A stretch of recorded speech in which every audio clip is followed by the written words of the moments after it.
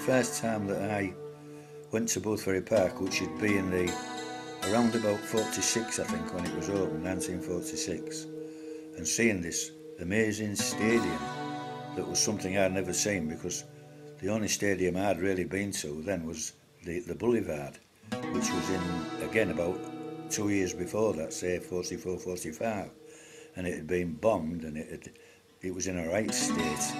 And of course, as I say, they was about to rebuild it, and it was shabby.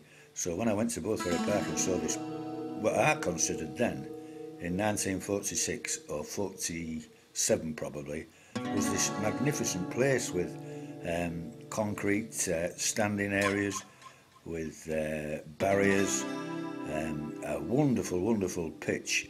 And I think really at that time it was about the best stadium in the country. And it was just like comparing chalk and cheese, or a 2-star or a 5-star hotel. It was just wonderful.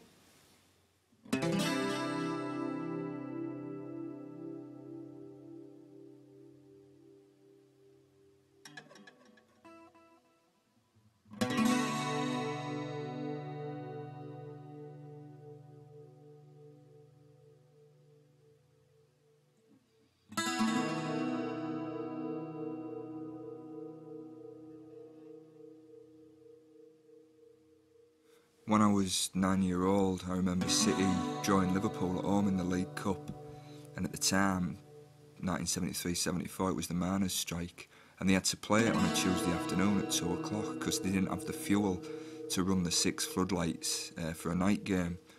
And I can remember being at Pickering Primary School in Mr. Curtin's class, like the top class at primary school, and we could hear this incredible noise coming from Boothferry Park. And that was the first time I realised, you know, there was something magical happening down Boothferry Road.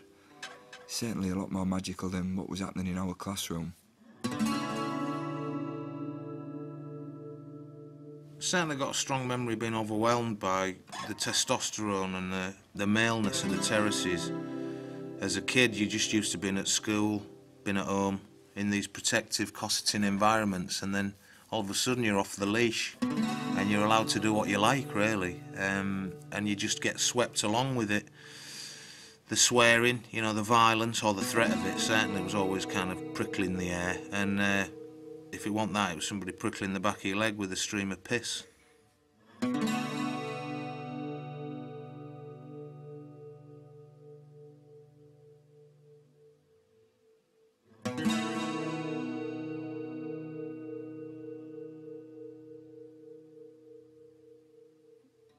And thinking about the players that stuck in my mind that played for City in the maybe the late 40s, early 50s, was Stan Motorson, was Neil Franklin, and Wilf Mannion. But the guy who really sticks in my mind was the goalkeeper, who was called Billy Bly, who was from the North East and was one of the bravest men I've ever seen keeping goal. He was only a man of about 5 foot 10 inches. I think he broke every bone in his body. But the crowd adored him. In fact, he was, in modern parlance, he was an icon.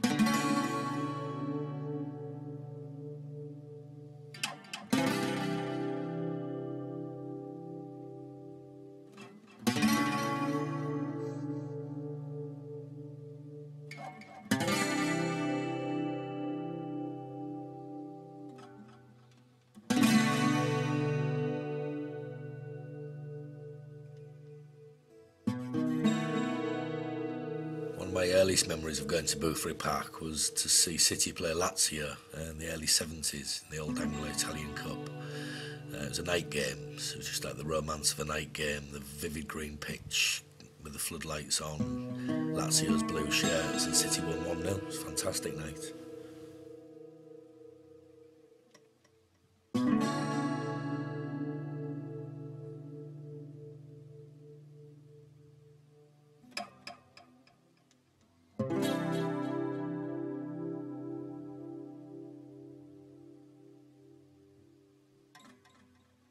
I can remember the beginning of the Don Robinson era at Boothferry Park, which saw the capacity reduced from 42,000 to 15,000, I think.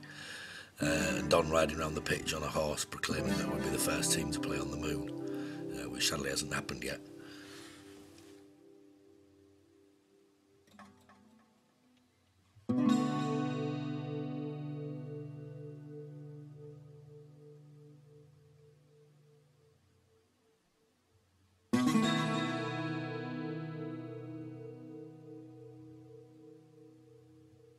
My favourite ever Boothferry Park goal was John Hawley's shot against Sunderland, mid-70s, which featured on Goals on Sunday, every Sunday for the rest of the season. Bumped into him a couple of years later on a night out in Lambeth Hall Social Club with Peter Daniel and Vince Grimes, and he actually admitted it was a cross rather than a shot, but still favourite, most memorable goal at Boothferry Park.